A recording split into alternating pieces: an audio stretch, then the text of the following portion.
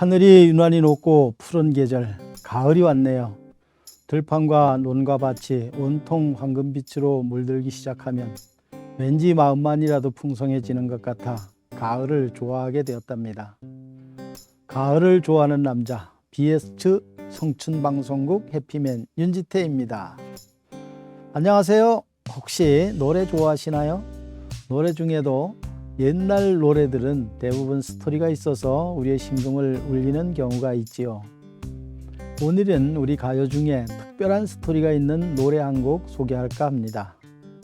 1960년대 어렵고 가난했던 그 시절, 그때만 해도 남아 선호 사상이 팽배해 있을 때니까 딸들은 부잣집 양녀로 보내서 재물을 얻어오게 하거나 초등학교를 졸업도 하기 전에 농사일을 거들거나 도시로 나가 식모살이를 하게 했습니다. 또는 공장에 취직해서 어려운 집안 경제를 책임지게 했으며 심지어 중고등학교에 다니는 오빠나 남동생의 학비까지도 부담해야 했던 시절이 있었습니다. 오늘 글 속의 주인공인 동숙도 가난한 농부의 딸로 태어나 초등학교를 마치지 못한 채 서울에 올라와 도로공단 가발 공장에 다니고 있었습니다. 당시 가발 산업은 70년대 초까지 5손가락 안에 꼽을 정도로 호황을 누렸던 수출 품목이었었지요. 동숙이 받는 월급은 최소한의 생활비만 남기고 시골 부모님에게 모두 내려 보냈습니다. 동생들 학비와 가사의 보탬이 되라고 어느덧 세월이 흘러 동생들도 이젠 다 자랐고 시골집 생활도 많이 나아졌습니다.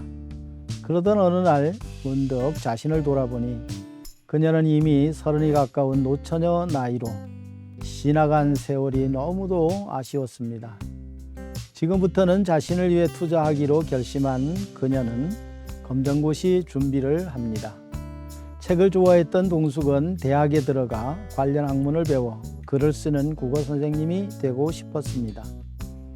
그래서 종로에 있는 검정고시 학원에 등록하고 피곤함도 잊은 채 정말 열심히 공부를 해서 중학교 졸업 자격을 얻게 됩니다. 그러던 그를 격려해주는 학원의 총각 선생님을 사모하게 되기까지에 이르릅니다.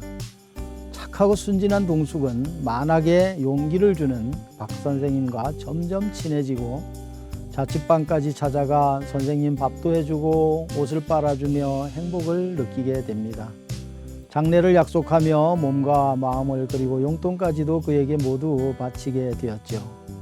그러던 중 우리나라 경제발전의 기초가 된 전자산업에 밀려 가발 공장은 감원과 부도로 문을 닫게 되자 직장을 잃은 그는 자신을 위해 저축한 돈이 없었기에 학원비 조달이 어려워지고 그래서 학원도 나가지 못하는 처지가 됩니다. 새 직장을 바로 구하지 못해 전전긍긍하던 동숙은 고민 끝에 부모님께 도움을 얻으려고 시골에 내려오게 됩니다. 자신의 포부를 말씀드리고 공부를 하겠다고 말씀을 드리자 부모님은 야야 여자가 공부는 무슨 공부냐 그냥 있다가 시집이나 가거라. 그 말을 들은 동숙은 그동안 자신에게 쓸 돈도 아껴서 보내드렸는데 냉정하게 거절하는 부모님이 야속하기만 했습니다. 그동안 가족을 위해 희생했던 동숙에겐 부모님이 너무나 서운했습니다. 그녀는 부모님을 원망하며 울면서 다시 서울로 돌아오게 되죠. 어렵고 힘들어도 그의 꿈을 버릴 수가 없었습니다. 서울로 올라온 동숙은 친구들에게 간신히 돈을 빌려 학원 등록을 할 수가 있게 됩니다. 그러나 운명의 장난은 여기서 끝나지 않습니다. 그녀를 만난 친구들은 동숙에게 박 선생 그가 약혼자도 있고 이번에 결혼한다더라 라는 귀뜸을 했습니다. 동숙은 사실이 아니기를 바랬고 그를 만나서 확인하고 싶었습니다. 아니길 바라며 근처 다방에서 그를 만났습니다. 그러나 그는 마음이 이미 싸늘했습니다. 더 이상 긴 얘기가 필요 없었습니다. 이미 농락당한 여자임을 알게 된 동숙은 누굴 원망할 수도 없고 자신이 바보 무지랭이였음을 뒤늦게 알게 된 것입니다. 그동안 온갖 희생을 감내하며 도왔던 부모님으로부터의 냉대도 서러운데 그토록 믿었던 사랑으로부터도 배신을 당했다고 생각하니 너무나 억울하고 분했습니다. 며칠을 밥도 못 먹고 누워 소가리를 하던 동숙은 결국 복수를 결심하게 됩니다. 동생들과 부모님에게까지 희생만 당하고 그렇게 살아온 동숙은 어차피 내 인생 이런 거야 하며 비관하게 됩니다. 그녀는 동대문 시장에서 비수를 하나 사서 가슴에 품고 학원을 향해 갑니다. 그리고 다음날 수업 시간 선생님이 칠판에 필기를 막 끝내고 돌아서려는 순간 원한에 찬 동숙은 선생님 가슴에 복수의 비수를 꽂게 됩니다. 순간적인 일이었습니다. 비명소리와 함께 쓰러지고 학생들과 교무실에서 선생님들이 달려오고 아수라장이 된 가운데 동숙은 경찰에 잡혀가게 됩니다. 경찰 조사를 받으면서도 동숙은 하염없이 후회의 눈물을 흘리면서 선생님은 어찌 되었어요? 잘못했어요 형사님. 제발 선생님만 살려주세요.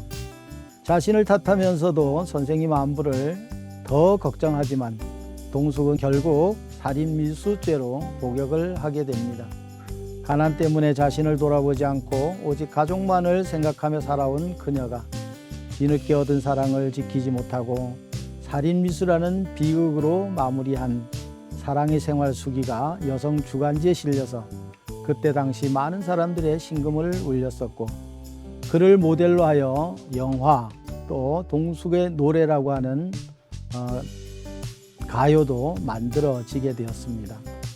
한산도 선생이 사연을 노랫말로 만들고 배경호 선생이 작곡을 해서 1966년 신인 가수 문주란이 동숙의 노래로 데뷔를 하게 됩니다.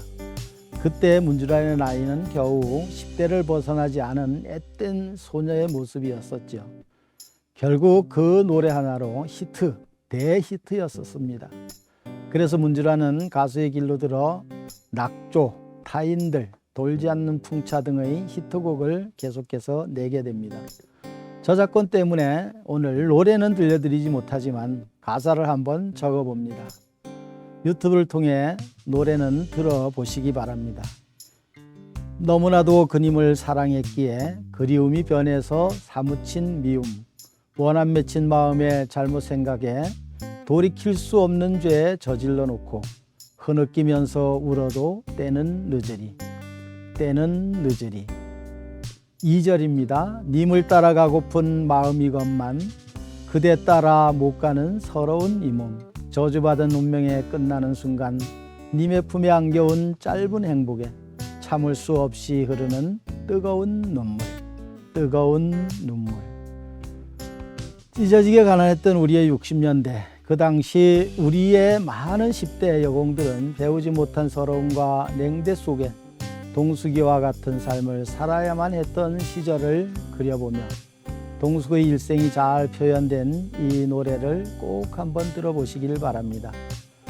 우리의 60년대, 80년대에는 남자들은 독일 광부로, 월남전 파견으로, 중동 건설 현장으로 외화를 벌어들이기 위해 나갔었고, 여자들은 독일 간호사로, 또 전국의 각종 공단에서는 공돌이와 공순이라는 이름으로 밤낮을 가리지 않고 일하여 번 돈으로 가족을 먹여 살리기도 했고, 자식들이나 동생들 공부시켜가며 우리나라 경제 발전을 이루는데 공헌해 왔지요. 이들은 지금 70세 또는 80세 노년이 되었지만 피땀 흘리며 일하고 벌어서 일제강점기와 6.25 전쟁을 겪으며 세계 최빈국이 되어 촉은 목피로 목숨을 연명하며 살아가던 우리나라를 세계 10대 경제 대국으로 만든 동력들인 위대한 우리 시대의 어른들이십니다. 따라서 경제개발 주역들이 제대로 되어봤고 노후 세대들이 행복한 세상이 되길 소망해 봅니다. 풍성한 계절 이 가을 행복하시길 바라고, 특히 환절기 건강 조심하시길 바랍니다. 지금까지 BS 미니어 봉사단 해피맨 윤지태였습니다. 다음 시간까지 안녕히 계십시오.